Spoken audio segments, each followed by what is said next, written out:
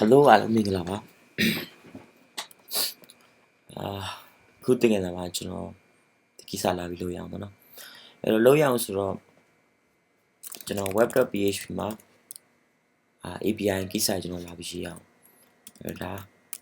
API ကိစ္စပေါ့နော် route group နဲ့ comma ဒါနောက်က callback function အဲ့တော့ဒီရှေ့ကဒါ array နဲ့ fix prefix မှာဒါ API ပေးမယ် namespace မှာ API ပေးမယ် okay route အခု API ကိစ္စလို့ post method နဲ့ပေါ့နော် select article comment okay ဒါဘယ်လိုသွားလဲဆိုတော့ article API add comment make comment လို့ပြောလိုက်မယ် make comment okay အဲ့ဒါ PHP ရ design နဲ့ကျွန်တော် make controller API select article API okay အဲ့တော့ဒီ API နဲ့မှာဒီမှာ article API ရှိတယ်အဲ့တော့ public function နဲ့ make comment ဆိုတဲ့ခုနကပေါ့နော် return nice လို့ကျွန်တော်ပြောလိုက်မယ် okay အဲ့တော့ဒီ article detail မှာဒီမှာလက်လောက်ထားတဲ့ကောင်ရှိတယ်ဒီမှာကျွန်တော်ကဒီမှာ exio ဆိုတာလိုလိမ့်မယ်ပေါ့နော်ခင်ဗျာကျွန်တော်လေးဒီမှာနည်းနည်းပြင်ချင်တာရှိတယ်ဘာလို့ဆိုတော့ react ကကျွန်တော် when လာပြောနေပေါ့နော် react don't which is not supported ဆိုတာဘာဖြစ်လို့လဲဆိုတော့ react don't select client မပါလို့ပေါ့နော် client မှာ create root ရှိတာဗျာနော် okay ဒါဆိုရပြီexio ကို yan act နဲ့ exio ခဏစောင့်အောင်မယ် okay ရပြီအဲ့တော့ဒီမှာ exio.post method နဲ့ select API select article dash comment okay dot then d console log နဲ့ဒီ dot data ကိုကျွန်တော် console မှာတစ်ချက်ထုတ်ကြည့်အောင်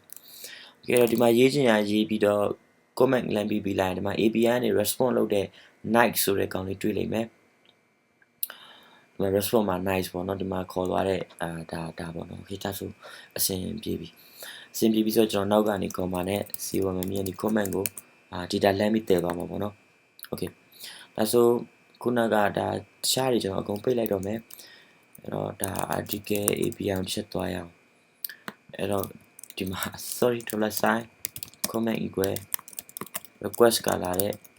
comment okay article comment ကနေ create လမ်းပြီးလုပ်မယ်database ကိုတစ်ချက်ကြည့်အောင်ပေါ့နော် localhost/php မှာ admin ကျွန်တော်ဒီကဖန်တီးထားတဲ့ database ကဘာ database လဲ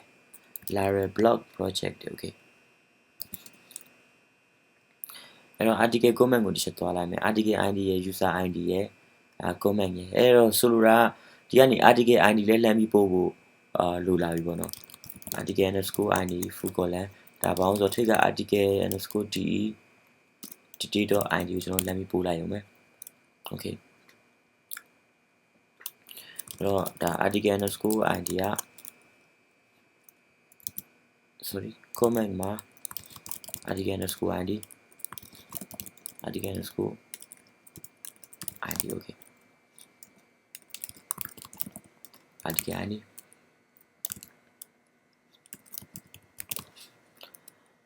sorry article comment နဲ့ user id ပြောတာuser head id ရတာ out ထဲကလာမယ် id ပေါ့နော် out ထဲကလာမယ် id okay comment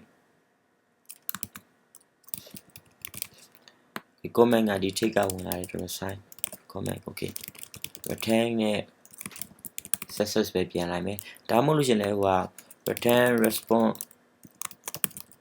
json နဲ့ဒါကိုကျွန်တော်ကcreated လို့ကျွန်တော်ပြောလိုက်မယ် created ဖြစ်သွားတဲ့ article ပေါ့နော် okay ဒီ created ကိုကျွန်တော်လာပြီးတော့response လုပ်လိုက်မယ်အဲ့တော့ဒီမှာ console data မှာ created ဖြစ်သွားတဲ့ကောင်ပါလာပြီပေါ့နော် course နဲ့ new comment equal okay object တခုကျွန်တော်ဖန်တီးလိုက်မယ်ဒီ object ထဲကဘာတွေနဲ့တူဖို့လိုလဲဆိုတော့ comment array တွေဟာနဲ့တူဖို့လိုတယ်ပေါ့နော်အဲ့တော့ကျွန်တော် component ကိုတစ်ချက်သွားလိုက်မယ် okay ဒီထဲမှာ app မှာတစ်ချက်ကြည့်အောင် ဒါ comment state ပေါ့နော် okay ဒီခဏလေးနော်ဒီမှာ user ရဲ့အချက်လက်ပါလိုသေးတယ်ဗျာနော် user ရဲ့အချက်လက်ပါလိုသေးတယ်အဲ့ဒါကိုပါကျွန်တော်ပြန်ယူဖို့လိုတယ်အဲ့တော့$sign data equal article comment ကနေ where id ကဝင်လာတဲ့ဒီ create tag ထဲမှာရှိတဲ့ id နဲ့တူတဲ့ကောင် wake နဲ့ user freshness ကိုနာမည်ယူလိုက်မယ် okay အဲ့ဒီမှာ data response ပြန်လိုက်မယ်ပေါ့နော်ဒါဆိုရင်တော့article comment နဲ့ဆိုင်တဲ့အခုဒီမှာဖန်တီးလိုက်တဲ့ article id နဲ့ဆိုင်တဲ့article comment ကိုရမှာပေါ့နော်ကျွန်တော် okay အဲ့တော့ဒီ object မှာဒီတော့တခါတည်းထည့်လိုက်လို့တော့ရပြီဗျာဒီ set comment နဲ့ကျွန်တော်ဒီမှာအပေါ်ဆုံးမှာပေါ်ခြင်းလဲဆိုရင်เนาะဒီအပေါ်ဆုံးမှာပေါ်ခြင်းလဲဆိုလို့ရှိရင်ဒီဒီ dot data comma dot နဲ့ကျွန်တော်ဖြည့်ချမယ် comment นี่အားလုံးကို okay ဒါဆိုရပြီပေါ့နော်ကျွန်တော်ဒီမှာ toastify ရှိလားမသိဘူး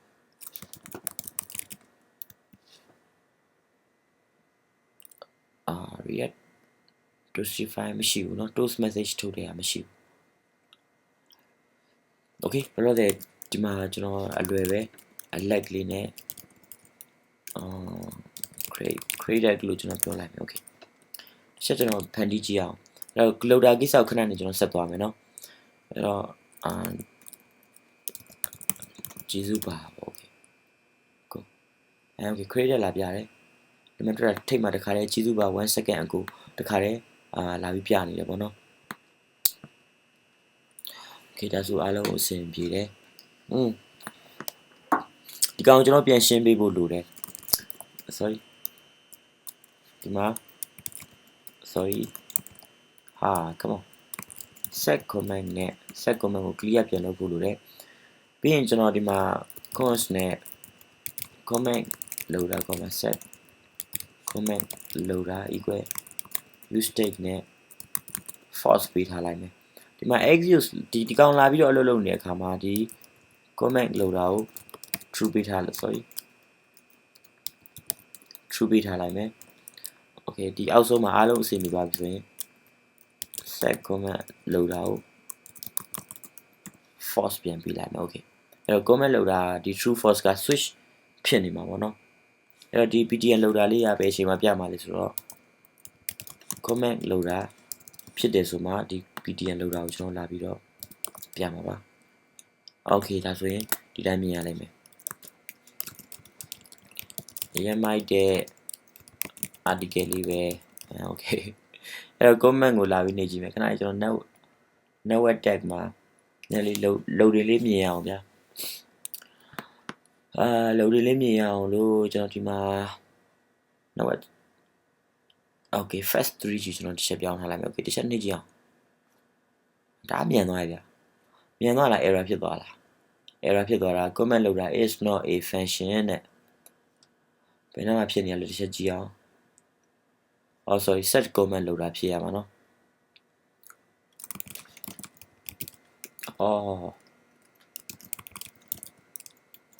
set comment loader ဖြစ်ရမှာ okay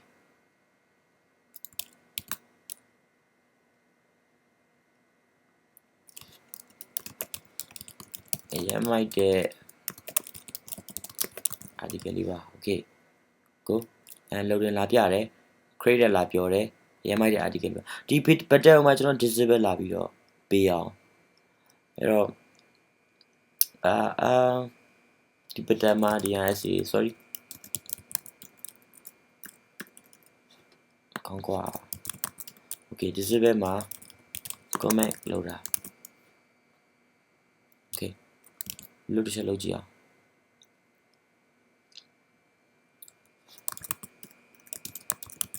ကျေးဇူးပါကျေးဇူးပါ okay comment ဒီကောင် disable ဖြစ်သွားပြီကျွန်တော်နှိပ်လို့မရတော့ဘူးဗျာနော် disable ဖြစ်သွားပြီ okay ရပြီ